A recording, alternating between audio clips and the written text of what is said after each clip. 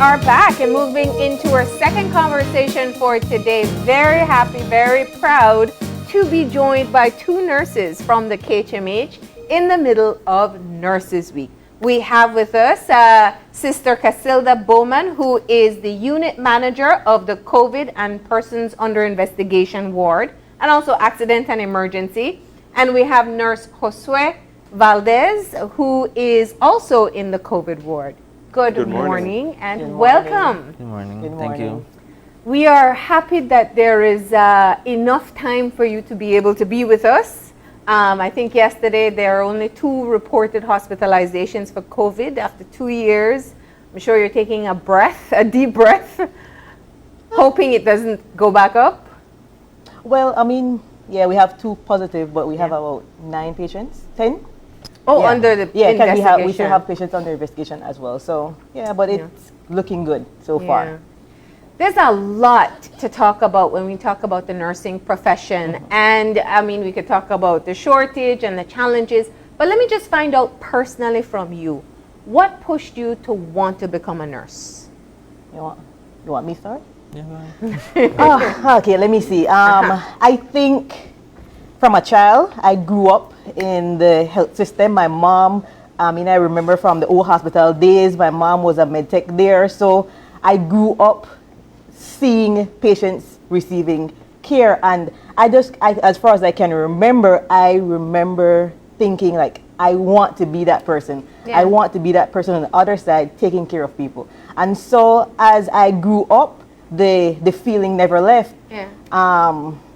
And then I was trying to figure out what else I was good at, and then it seems like, okay, yeah, nursing is the choice. And so nothing steered me away from it. And even that point, because what happens a lot of times is people say they want to be a nurse and then they make that shift, medical school instead. Yeah.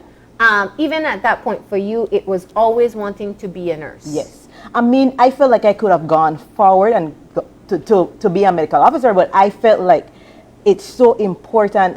They don't get much time with the patients, and I like hands-on care. You don't want to see me in the emergency department. Yeah. Like, I am excited when I see. I should say that in Yeah. But I love it so much. Like, I love the hands-on. I love being there, being able to, make somebody feel like, we care. And because it's not all about what, suturing a patient, fixing a foot, but it's also having another little human touch to it. Yeah. And so that's what I love the most. Yeah. Like, I really do love it. I love having them feel like, like we care for you. Yeah. So. And for you?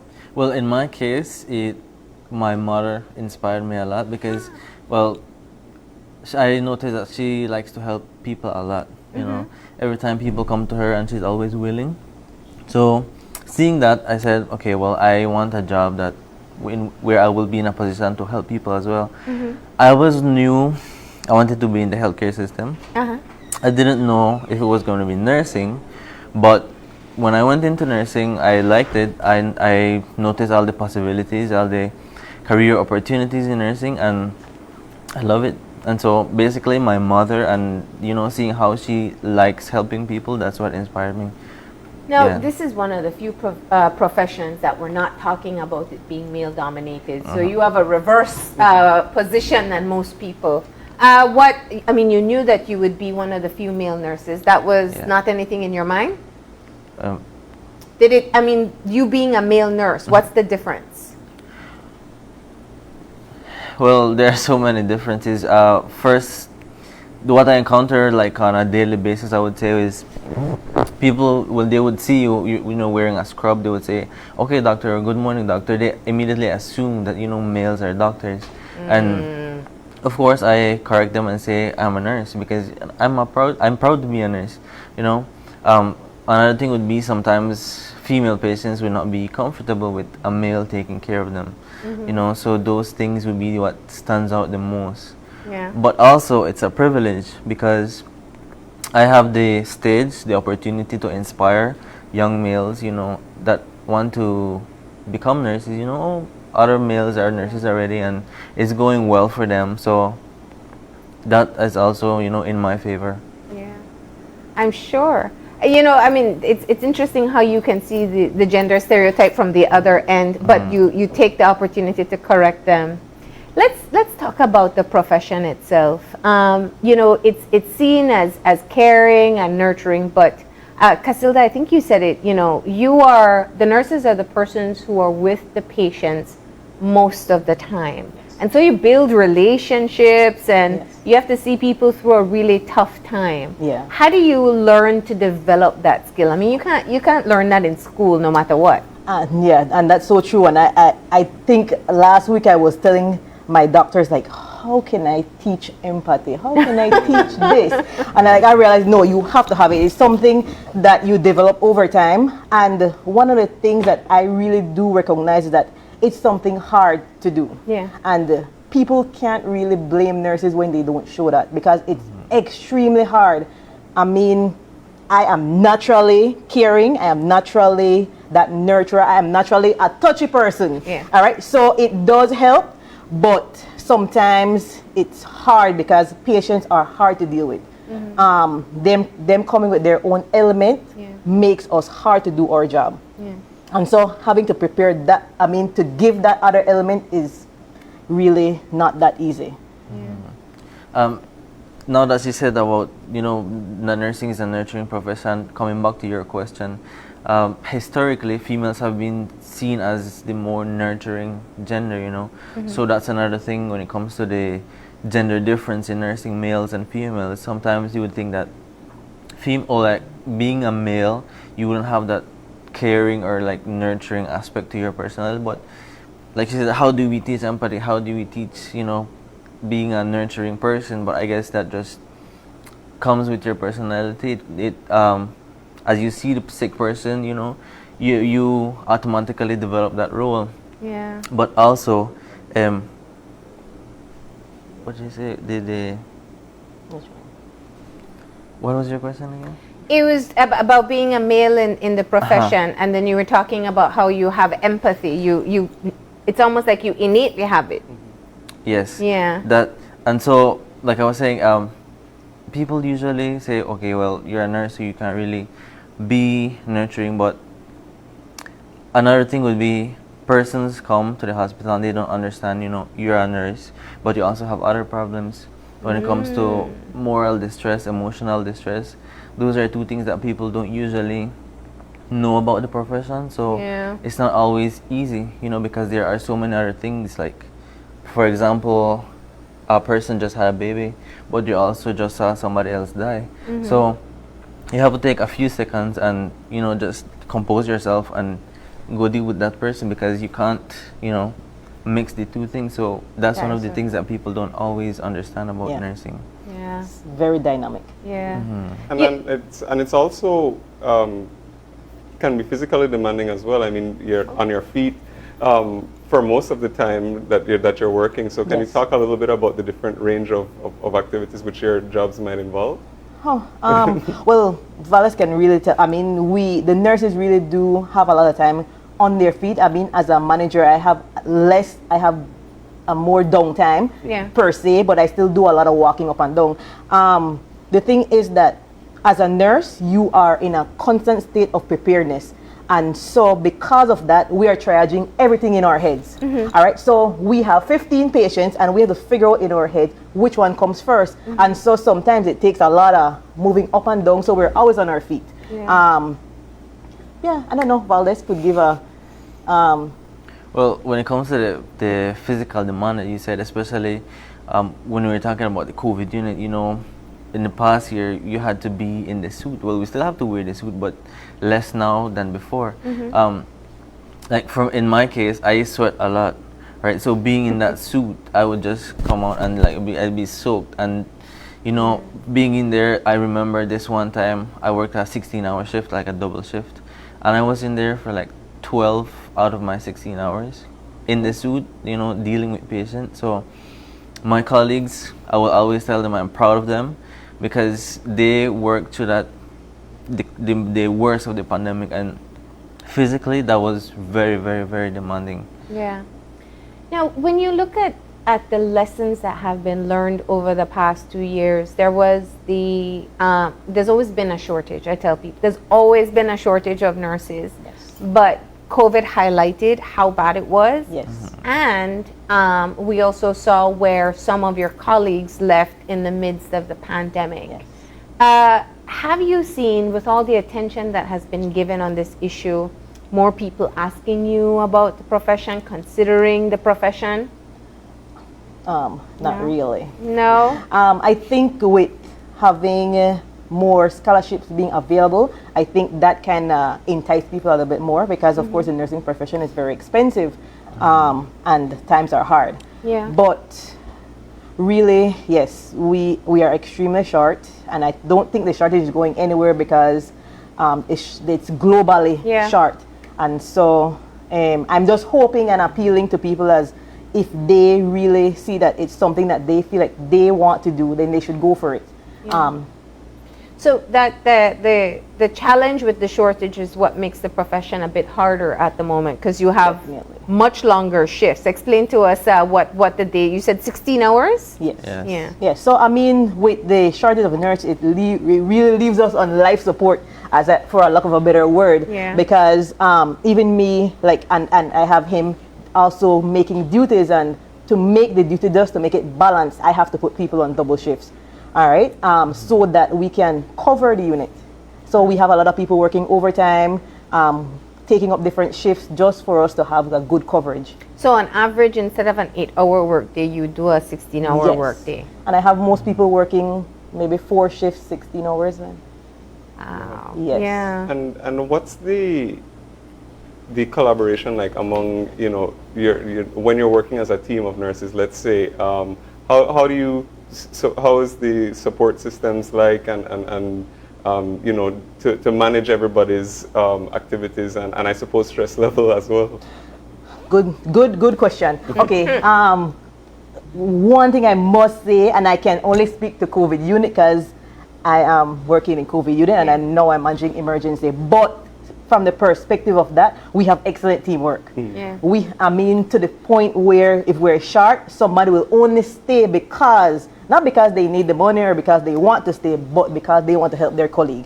That's the only reason they stay. And Yeah. so that demonstrates a lot, and that's something that I was striving for, and I'm thinking that we are getting it, and I'm happy and excited.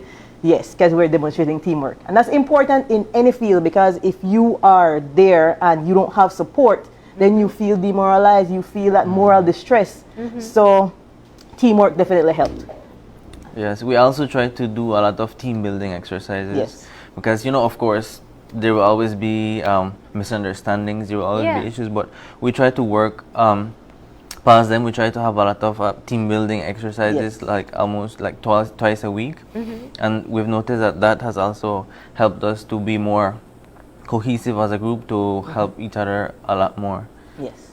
Man, nurse, I remember last time when we had, it wasn't last time, but the time we had the real breakdown from you and one of your nurses in the COVID unit of the realities of the mental stress Yes. of dealing with COVID-19.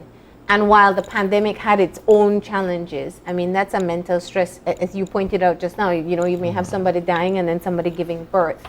How do you learn to deal with that part, the emotional stress of it? We're still learning. Let's still learning. ask the We're new, still because I learning. know you were a psychiatric nurse practitioner, right? So yeah.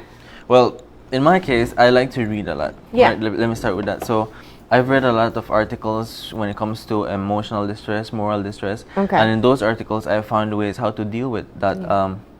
With the stress, how to deal with the like PTSD, I would say. Because, for example, I'm at home sometimes and like my nose itches, and before I touch my face, I have to wash my hands, even though I'm at home. Yeah. You know, so those things you have to, you know, stop and tell yourself, okay, I'm at home, my hands are clean, you know, I'm safe. I'm safe. But also, what we started doing lately is playing volleyball. So I found that has also helped me, you know, to disconnect. You know, Okay. when it comes to the work, okay, like at 3 o'clock I leave. I don't want to think about work anymore. I'm going to play, or sometimes I read, sometimes I watch series. So, you know, connect with your family, with your friends. So those things I've noticed that have really helped You found your own personally. coping mechanisms. Yes, I found yeah. yeah. Yeah. Yeah. Well, for me, I think that also disconnecting is very important. It's hard.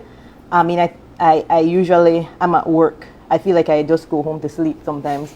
But yeah, I think having good dynamics with my staff really helps me to cope as well. And I think it helps us to cope better. I think that's one good thing. And of course, the volleyball is really helping. We're really taking out some of the frustration on the ball. we have a competition today, COVID unit versus emergency, and then we have But two you other manage teams. both. Yes, that's why I'm playing on the COVID though. Oh, all right. Yes, but we also have two other teams, and we're hoping that it becomes something. It should be something that the whole hospital will initially do as a interdepartmental volleyball challenge, and I think that would be something that is going to help us, really disconnect and let's take our mind off something for a little hour. Yeah, I mean, Yeah. you can love the work that you do, but you still have to take care of yourself. Now, Yes. I mentioned a bit earlier that you were a psychiatric nurse practitioner Yes. before you were the unit manager. It allows people to know that there are specialities in nurses. Correct. Let's talk about some of the nurse specialists that we do have, and where we have the greatest needs. Yes. Do you have an area that you want to specialize in? Emergency nursing. Emergency nursing, right? Yes. Why? Because that's where all the action is.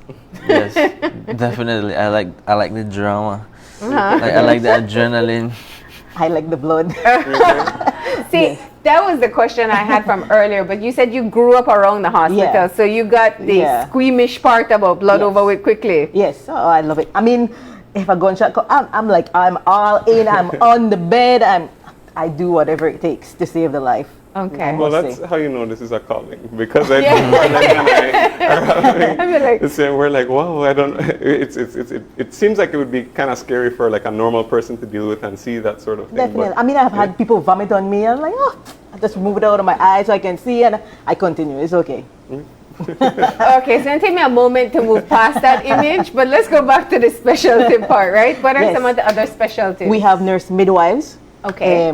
But we have to say what they do. Yes, so these are specifically to help deliver the babies, and they are specifically only for delivering. Okay. All right. So, what else? We have the ER nurses. We have the Operating psychiatric. theater. Yeah, we have the scrub nurses. We have the Rural health nurses. rural health nurses. So, and there's a lot of different specialties Dialysis nurses. in the rural health part. Then the Dialysis, dialysis. yeah. Then We also have nurse educators. yes. Okay. Yeah, so it's really a lot of options you have. Do we have many opportunities in Belize to do those specialities? I know we have the nursing school, Yes. but if you want to do a nurse specialist course, you have to leave Belize, or you Well- do it online. I don't know. Well, psychiatry, for example, the last psychiatry specialization was 13 years ago. Oh, And wow. so even with our cohort, we're still short. So that it's not a course that is always offered. Okay. The midwife nurse, that course is I think It's more is frequent. more frequently offered. I think last month Yes, a they set does- of midwives finished. Okay. And then the nurse educator is often offered as well. Everything else you have to go outside, because of course they have administrative posts that you can do, Yeah. but those are at UII and other institutions, so they are available. Where would you say is the greatest need? Emergency. No bias. I do. I mean, for me, emergency and midwifery, those are two things that they keep on having babies and they keep on crushing. So I think those are the two needs that really, because remember, we have nurses that work in the emergency department that are not specialized. No, they become specialized Over after time, time with Based on experience, experience, but they don't have that specialized degree. Yeah. All right? And we have only one emergency specialist in our country, which is Dr. Cruz. And what I've noticed also that during the pandemic, we didn't have as many emergencies or like accidents because Yeah. of course we had curfew and whatnot. But now that those restrictions are being lifted, we're having more patients coming in, more RTAs, and so the demand for the nurses is even greater now. Yeah. So that's why she said, you know, we need more nurses in the emergency department because of the emergencies that are starting to pick up because of the, you know, people are outside more, like how they say. Yeah. Definitely. How many years have you been an RN? A little over a year. A little over a year. But this is a rising star, okay? Okay. But I want to ask the question though. A lot of our nurses are going to school with the goal of leaving the country. You're here right now working. What's it like for the rest of your graduating class? How many have stayed? How many have left?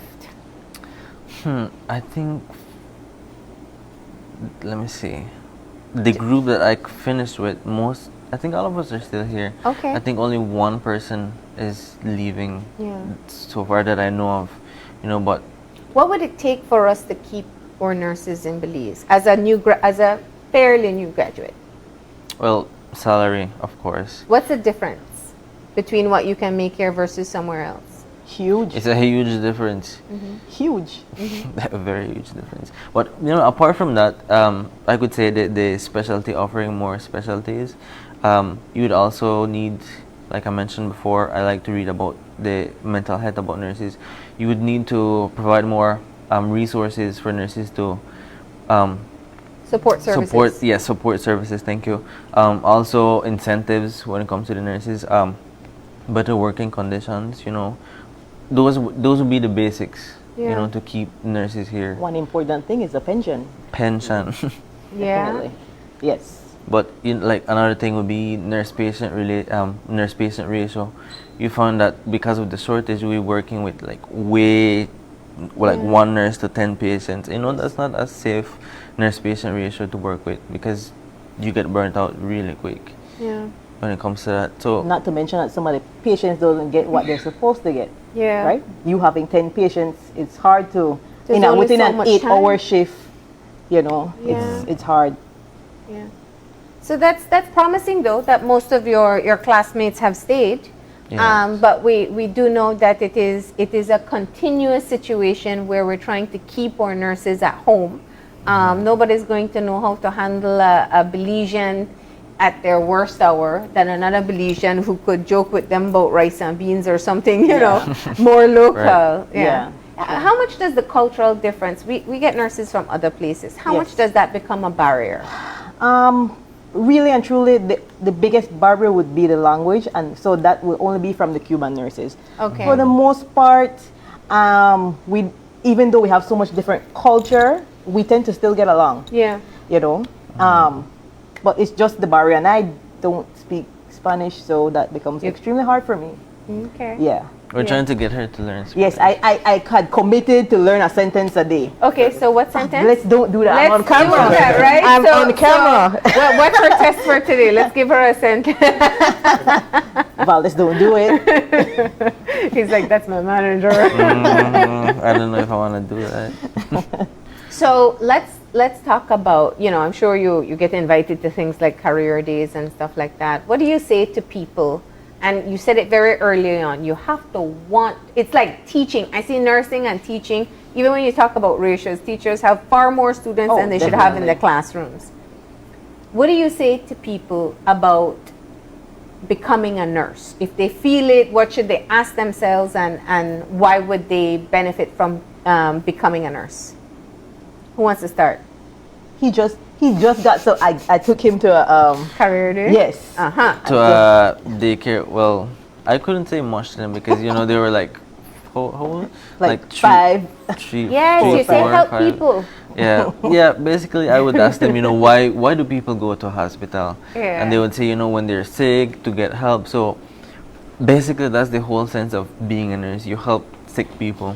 Yeah. So in order to be a nurse, you have to actually see yourself helping somebody, because when people are sick, they turn into a completely different person. They become so needy, like they want this, they want that. So if you don't see yourself helping somebody that's needy, I don't think you're gonna be a good nurse, because you have to want to help people. It's not just for the money. You're well, if it's for that, at least help people if you're gonna go in just for the money. But for the most part, if you want to become a nurse, the most basic thing would be you should want to help people. Yeah. Yeah, but you said it's so important. You're seeing people at their worst. Yes. You know, whether it's in pain from a delivery or, you know, a wound of some sort. That's not their best version of themselves. Yeah, definitely. And we see that a lot, you know. But and for you, what do you say to people? I mean, I agree. I mean, Maybe there's not much. convince Gavin. I mean, he has such a nice job here, so it's, yeah. But for me, it really boils down to how big is your heart to help somebody else. Because the skills, don't worry. For me, don't worry about that. If you feel like you can provide care for somebody, if you've done it for a family member and you feel that calling, that urge, that need to want to see that, okay, let me check, how is she doing? You know, a friend. That's something, all right? The skills, we can build on that. If you feel the need that you can and you are willing to help somebody, then go for it. Everything else will fall in place. Yeah. We can teach you everything else. It's the heart that we need. Yeah. It's the heart. Everything else can be taught. And you know, circling back to the top of the conversation, so what does commemorating things like Nurses Weekend mean for you in the profession when you see people really appreciating the work that you do? I feel like at this point, I mean, COVID have gotten a lot of attention, you know, but I think it's a different attention now. This is the spotlight on nurses on a whole. I think that nurses deserve it. I think we work hard, we are dedicated, and so it is something that is well deserved, well earned. I don't think that I don't know. That's my best word I can say. Yeah. What type of activities? I see some ceremonies taking place. What type of activities have you been having for Nurses Week so far? Well, yesterday we had a little ceremony. We had an award ceremony yesterday. Oh. We got some Is there pins. best dancer from last year? Oh no, we got some things. Okay. Yeah, we got some pins. I think today, what's the activity for today? I don't remember the activity for today, but Today's a massage, a spa. Yeah, massage. We have a cookout. We have a sports day, and we have a conference, an annual conference that we have on Friday. That's the last day. Okay. Of course, COVID, we have our volleyball competition. And just let me just do a little bit on yesterday. We had an award ceremony, and Nurse Valdez was awarded Nurse of the Year for dedication and commitment. Nice. Congratulations. Yes. And it was well deserved. Yeah. And one more thing, I think you will be glad that he's here, because you will have the first interview for him when he's going to be the first male PNO. I'm telling you, he's going to. He is right now. He is my mentee. He's a young nurse, but one of the important things, I recognize that he can be a leader, and so I'm training him from now to be a leader. And he's doing excellent, and I hope that he continues. So this is more pressure. You're on TV, so you got to do it. Nurse of the Year. What does that feel like? Well, I was overjoyed. Yeah. You know, I really, I sent the picture to my family. I was like, you know, I sent it to my friends. I was like really overjoyed, because like I'm really passionate about what I do. Yeah. And I guess with that award, it really showed, you know, that people recognize my passion for it. And I have to thank her for being an amazing mentor as well. All the sleepless nights in nursing school. Definitely. All the stress. But even now, like, I have sleepless nights, because I always tell her, you know, I'm reading this article. I read this last night, so it just doesn't end after you graduate. You know, you always have to keep current. You always have to keep striving to be the best. And it all started with Mom, so we gotta say thank you to Mom this morning. Especially now that it's, you know, Dia de las Madres. I want to say Happy Mother's Day to my mom. Yeah. So, What's and her all the name? other mothers. Enma. What's her name? Say it into the camera. Enma. Happy Mother's Day. Feliz Dia de las Madres. Okay. So that's such a great. I didn't know we had the Nurse of the Year with us. If not, you know, we'd give you a sash or a crown or something. You can still give me. and quick little story, like I met his mom, and like I was just telling her how great his son is, you know, all the potential, and she just started to cry. Like she was such a proud mom. That's pride, yes. Yes. Well, you are a great example to others as well, that if you have the heart and the passion for it, it will be recognized. And I think in both of you people can see that. So as we close off our session, I'm sure you want to give a shout out to the rest of nurses out there. So we'll give you that opportunity to close off. And thank you for coming in this morning. It's a pleasure. It's Thank you always a for having pleasure. us. Yeah. You go, Valdez. Happy Nurses Week to all my KHMH nurses. Big up COVID unit and accident and emergency. Okay, happy Nurses Week to everybody, especially KHMH COVID unit, but also all the KHMH staff and also all the nurses in Belize. Okay, all right. And we did leave a challenge with them for viewers to know, for them to do another dance challenge. Tylen Tillett from the PR unit, he says he's going to start the dance, right? Yeah. We'll make that We'll happen. see if that happens. All right, thank you so much. We're going to go ahead and take a break. When we come back, we'll be talking to representatives of Belize Friends School. So please, stay tuned.